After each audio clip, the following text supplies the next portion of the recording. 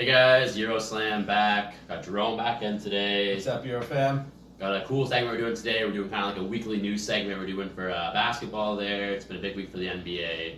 We're looking at two big things today. First being the Clippers, second being the MVP race. So first up right away, Clippers. What a blowout. It was absolutely shocking. I don't think people really expected this.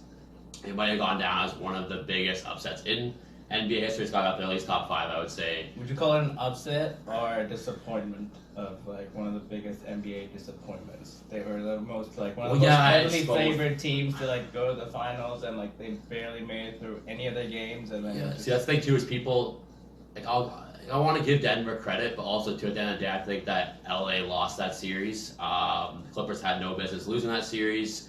They're championship favorite. You have one of the best players in the world, Kawhi Leonard, and Denver's a young team. You have a great coach, Doc Rivers. There's no reason to lose that game or lose that series when you have a 3-1 lead. It's just, you can't collapse like that. That's on LA more than on Denver. Denver, like they played well, but LA just played really, really poorly, and they lost the series deservingly, but they lost that series more than Denver won, I think. And it's a curious thing, because people were saying, like, where does the blame go? Is it on the coach? Is it on the superstars? Is it on the bench? Is it on the lack of depth, the way the roster was built? I think it's on the players, 100%. Like the stars or the depth? Or like I think it's on like Paul George and Kawhi that didn't actually perform on like the days that are needed. Yeah, there was some medical stat too. I think it was showing Kawhi Leonard. It was like for the Denver series, the first half he was shooting over 50%, and the second half of all the games he shot something like 20% from the field, like 27% from the field, and 30% from downtown. It was just second half for him. He was just really struggling. And I also have to feel like it's this whole like environment in the bubble. It's just a whole different mindset for people. Like it's just there were teams that succeeded really well in the bubble, and then there were teams that were just didn't have the chemistry when they came back. And I mean, LA was built to win this year, but it just seemed like this team might not actually be built that well. Yes, they're a great defensive team when it comes down to it. They had trouble scoring when it comes to, you don't have a true point guard.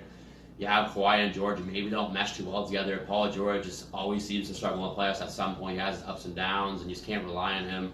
Kawhi had pretty good games for the most part in the playoffs. Definitely struggled by Game 7 there. He had some moments where he struggled in general, but I don't know, it's like the end of the day too, Doc Rivers now, he's the only coach in history to blow 3-3-1 leads now. He blew with the Magic.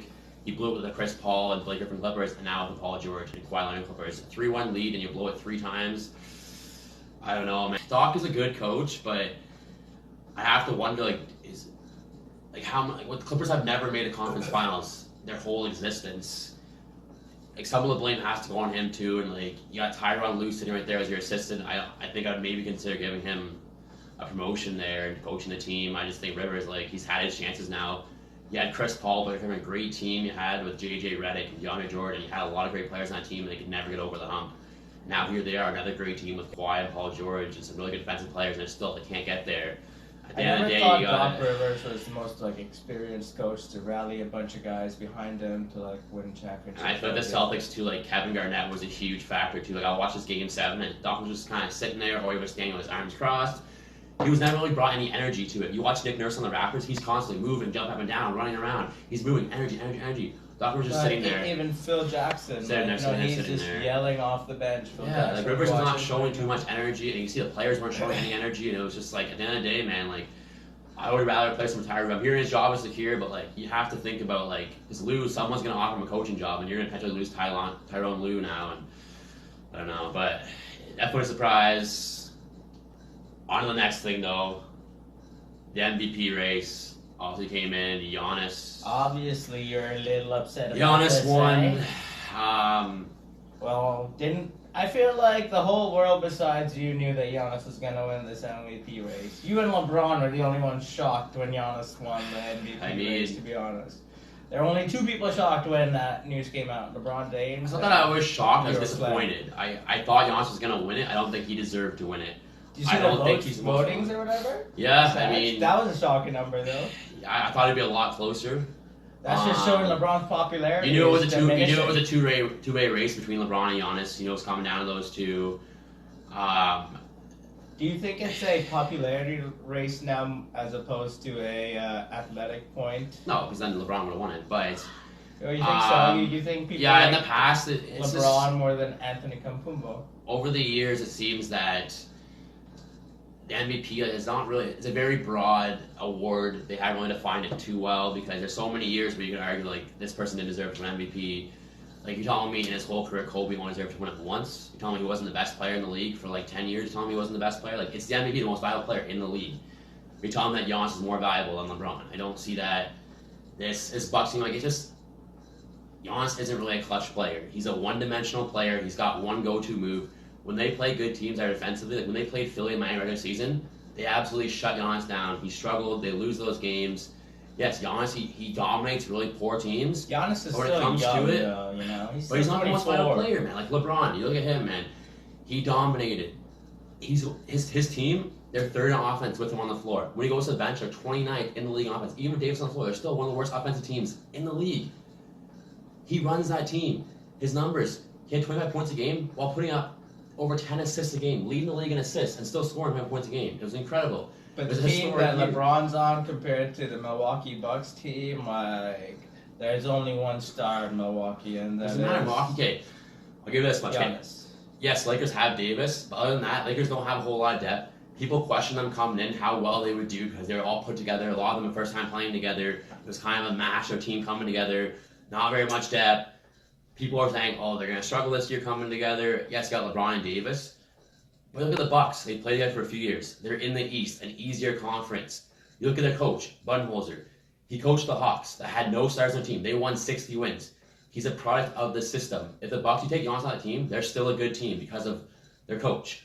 He puts in a good defensive style. We saw during the season the last 2 years, even when Giannis didn't play outside of the bubble, because they didn't play too well in the bubble, but before that, the team still played really well without Giannis. When he missed a few games, when he's on the bench, numbers are still very similar.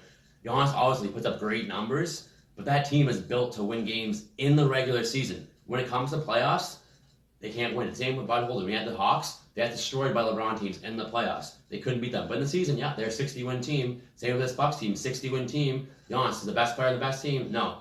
LeBron should have won the MVP. That are not playoff quality players. I don't like to give somebody the most valuable player when like they're not the best player in the league. Like, he's a one-dimensional player. If you actually like put a guy on him and build a wall, he can't do anything. Like LeBron, such a versatile player, his passing ability, his scoring ability, like he does it all.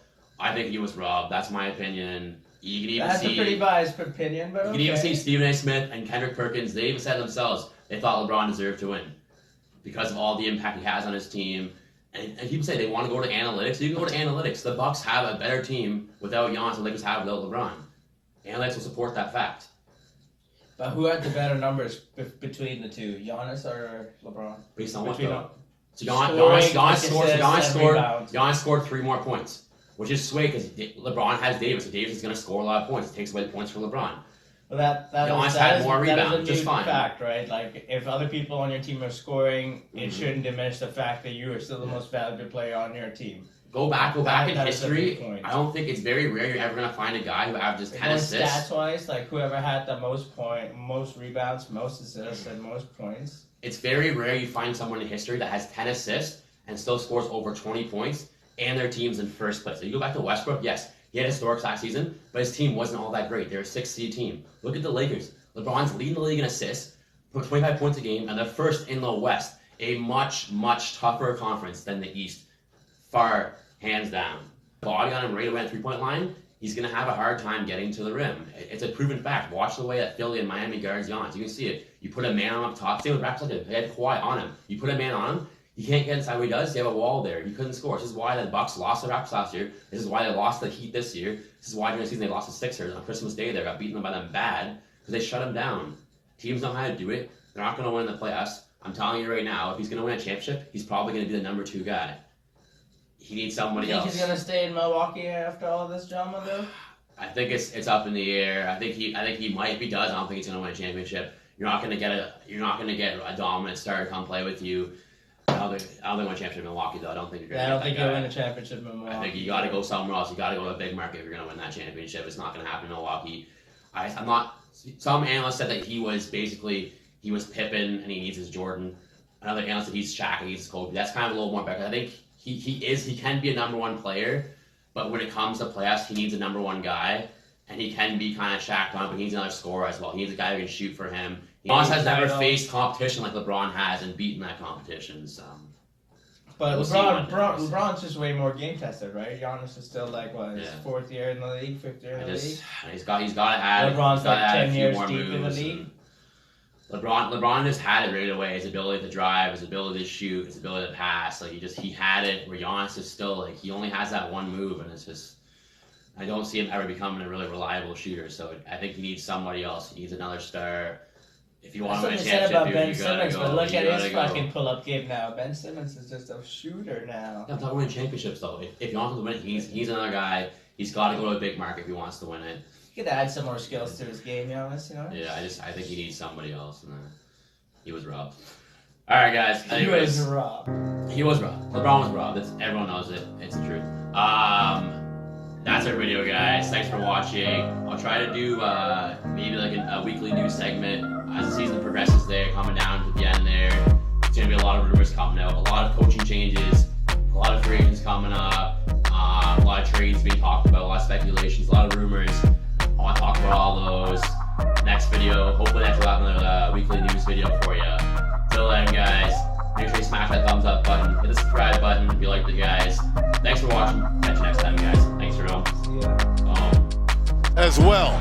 A lot of time here. 2.1 seconds remaining. Denver a foul to give. Jokic trying to disrupt Rondo. He puts it in. Here's Davis, 4-3 in the win. Oh, it's good!